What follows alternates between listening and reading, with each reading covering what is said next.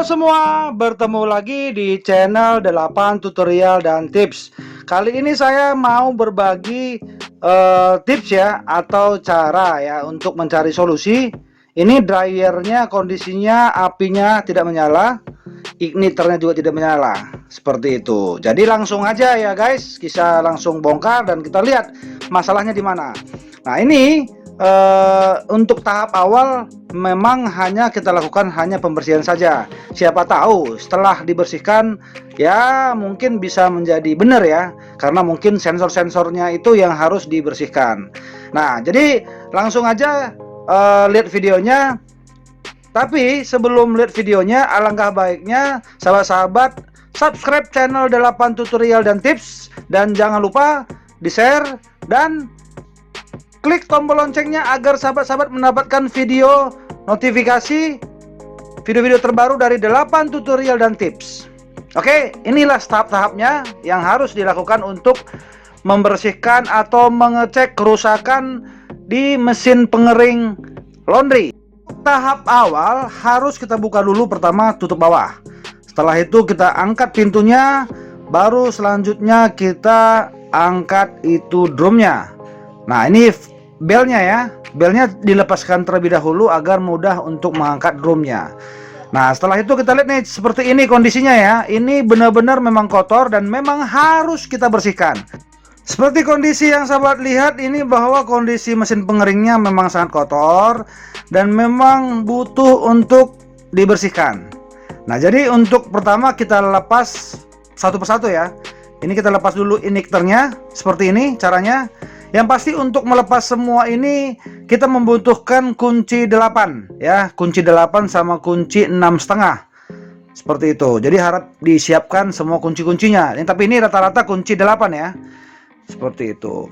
Nah ini kita copot nih untuk igniternya, sambungannya, konektornya ya, kita lepas seperti ini. Cara melepasnya, maju dulu ke depan baru diangkat.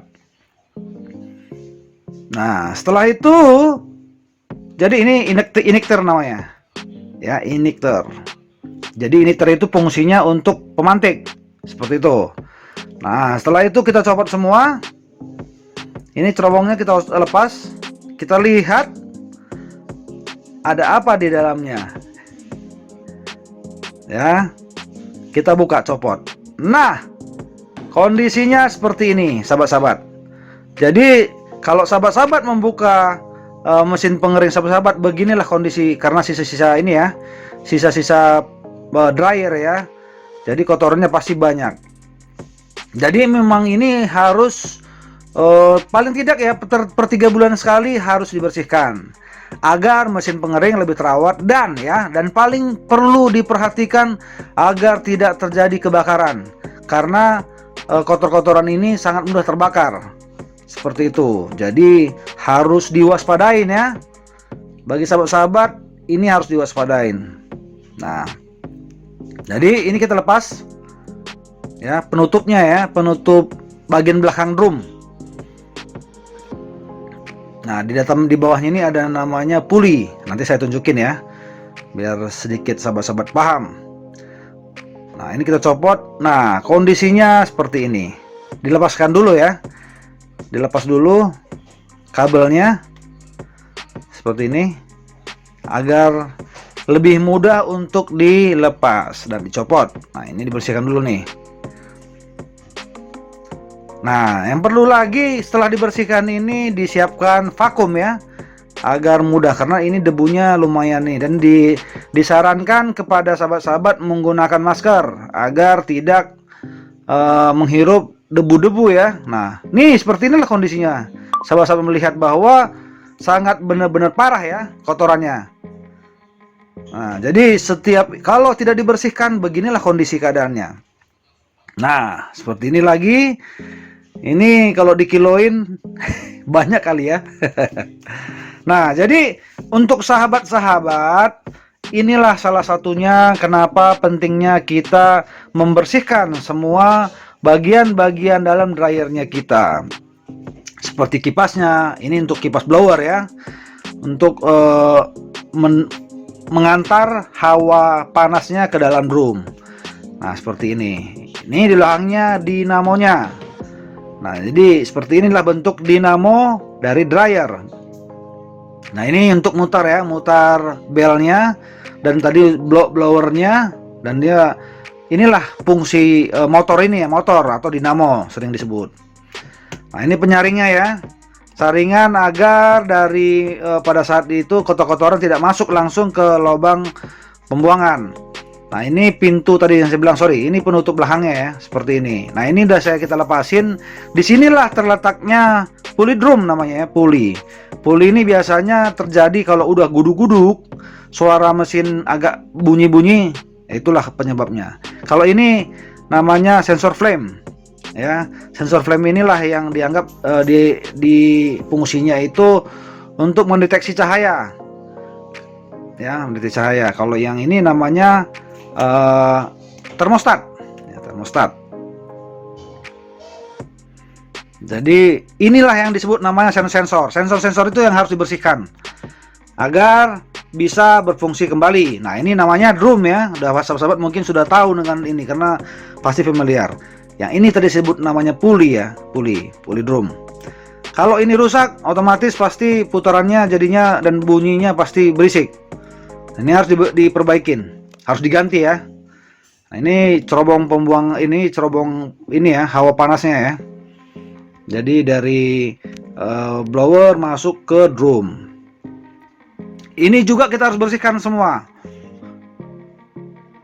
Ya, harus kita bersihkan. Jadi hawa panas itu masuk melalui jaring itu, masuk ke drum. Nah, ini dibersihkan sudah satu persatu. Beginilah perangkat-perangkat yang di dalam mesin pengering ya. Seperti ini kondisinya. Jadi sahabat-sahabat bisa melihat bahwa memang untuk mesin pengering ini tidak begitu susah ya untuk perangkatnya. Yang lebih susah itu kalau mesin cuci. Dia lebih kecil, banyak detail-detail kecil-kecilnya. Kalau ini perangkatnya lumayan lebih besar-besar, jadi sangat mudah untuk mengganti juga part-partnya ya. Tapi bagi sahabat-sahabat kalau memang tidak ada waktu atau memang ragu untuk membongkarnya, ya diserahkan saja ke teknisi agar teknisi bisa melakukan pekerjaannya dengan baik. Nah, seperti itu, karena teknisi sudah pasti expert ya. Seperti ini. Nah, ini kondisinya yang sudah dibongkar ya. Ini juga saya sebenarnya bukan bongkar sendiri ya, saya dibantu sama teknisi. Saya hanya meliput dan memvideokan ya, agar sahabat-sahabat bisa melihat. Dan nah, ini cerobongnya juga untuk dari cerobong pembakaran masuk ke ini ke cerobong hawa panas. Nah, ini sebutannya namanya ini ya, solenoid valve seperti itu. Nah, ini kita harus bersihkan semua. Nah, itu namanya yang di situ trafo. Jadi perangkatnya cuma sedikit. Yang perlu memang sangat dipahami lagi itulah kabel-kabelnya. Kalau kabel-kabelnya udah jelas ya, itu udah harus kita serahkan ke teknisi. Seperti itu. Nah, jadi bagi sahabat-sahabat yang memang tidak ada waktunya, boleh kontak, nanti saya lampirkan nomor teknisinya. Untuk wilayah Jabodetabek itu bisa disamperin ya sama teknisinya. Ini namanya tadi ya, saya bilang solenoid valve. Nah, ini trafo. Nah, inilah yang harus juga kita bersihkan. Sahabat-sahabat bisa melihat ya, ini sisi pembakaran, yang dimana si pembakaran itu kalau apinya sudah berwarna kuning ya, artinya pasti kotorannya banyak. Pembuangannya ini seperti ini nih, yang di video ini sahabat bisa melihat ya tuh. Nah, jadi harus dibersihkan supaya api semburan apinya lebih maksimal dan berwarna biru.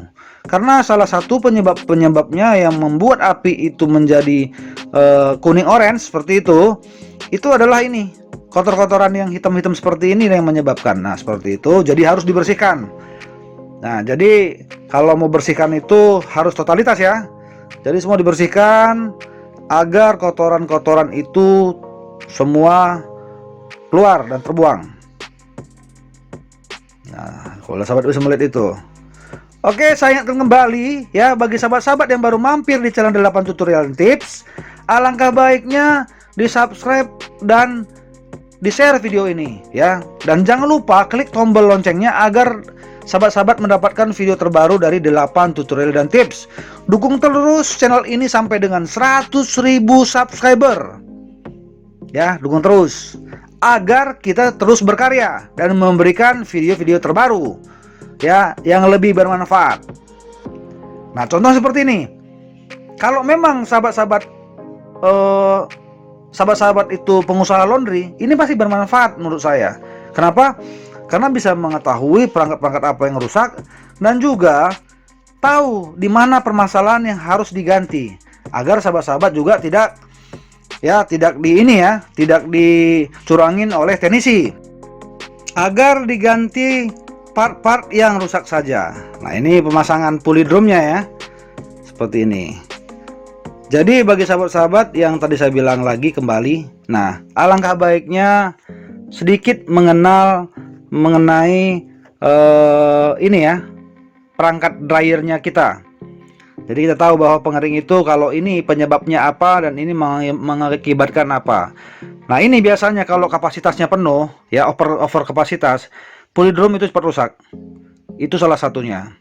Nah, tapi sebenarnya impactnya pasti ke semua, karena dengan itu dinamo pasti kan memaksa ya putarannya menjadi, nah itu akhirnya bekerja si dinamo harus over jadinya. Jadi artinya bisa juga menyebabkan dinamo itu menjadi terbakar. Jadi, nah kalau semua perangkat di dalam itu kotor dan tidak dibersihkan, itu juga tadi saya bilang itu menyebabkan sensor-sensor tidak menjadi aktif ya.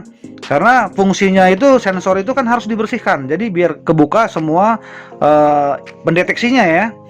Seperti itu. Jadi bagi sahabat-sahabat wajib paling tidak 3 bulan sekali itu harus dibersihkan, karena itu sumber uangnya kita ya. Karena kalau satu mesinnya rusak itu pasti berdampak sangat signifikan. Bayangin kalau satu mesin pengering sahabat-sahabat rusak, tiba-tiba laundryan banyak, apa yang terjadi? Pasti kelabakan. Dan itu ujung-ujungnya akhirnya pakaian-pakaian konsumen itu akan terlambat diserahkan.